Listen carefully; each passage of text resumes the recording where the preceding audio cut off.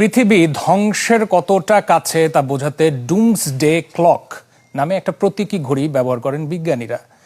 বলা হয় এই ঘড়িতে 12টা বাজা মানেই হচ্ছে পৃথিবীতে বিপর্যয় ঘনিয়ে এসেছে এবং প্রতি বছর ঝুঁকি বিবেচনা করে সেই 12টা বাজার দিকে ঠিক কতটা এগিয়েছে কাঁটা তা নির্ধারণ করে দেন পরমাণু বিজ্ঞানীরা। এবং এই বছর এই ঘড়িতে দেখা যায় যে বিপর্যয় থেকে বিশ্ব 90 সেকেন্ড দূরে।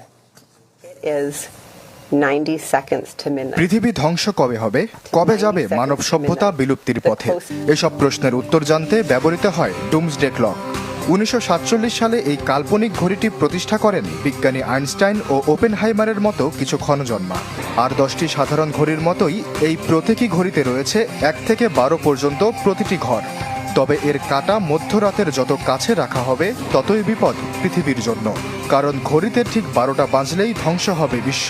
তাই মধ্যরাতের যত কাছে নেওয়া হবে ঘড়ির কাঁটা, বিলুপ্তির ততখানি কাছে রয়েছে মানব সভ্যতা। আর 12টার ঘর থেকে দূরে সরে যাওয়া মানে কিছুদিন বাড়ল পৃথিবীর আয়ু।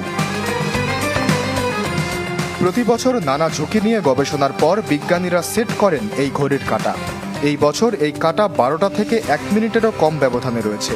অর্থাৎ বিজ্ঞানীদের মতে ডুমসডে ক্লকে বর্তমানে 12টা বাজতে মাত্র 90 সেকেন্ড বাকি। 77 বছরে মধ্যরাতের সবচেয়ে কাছে রয়েছে ডুমসডে ক্লকের কাঁটা। সংস্থাটির আশঙ্কা, গেল বছরের চেয়ে এবছর ঝুঁকি অনেক বেশি। ইউক্রেনে ও গাজায় চলমান যুদ্ধ মোড় নিতে পারে পারমাণবিক বিপর্যয়ের দিকে। এছাড়া যুক্তরাষ্ট্র ও চীনের শীতল সংঘাত টেনে আনতে পারে আরেকটি বড় যুদ্ধ। এছাড়া পরিবেশের নানা বিপর্যয় মানব সভ্যতাকে নিয়ে যেতে পারে ধ্বংসের দ্বার প্রান্তে। এবছর নতুন করে যুক্ত হয়েছে আর্টিফিশিয়াল ইন্টেলিজেন্স। এই কৃত্রিম বুদ্ধিমত্তা বর্তমানে মানব সভ্যতার জন্য হুমকি হতে পারে। এই সময় নির্ণয়ের কাজটি করে বিজ্ঞানীদের একটি প্যানেল, যাতে অন্তত 10 জনের বেশি নোবেল বিজয়ী রয়েছেন। এর আগে শীতল যুদ্ধের বাড়াবাড়িতে 1953 সালে এই ঘড়িতে বেজেছিল 11টা 58 মিনিট।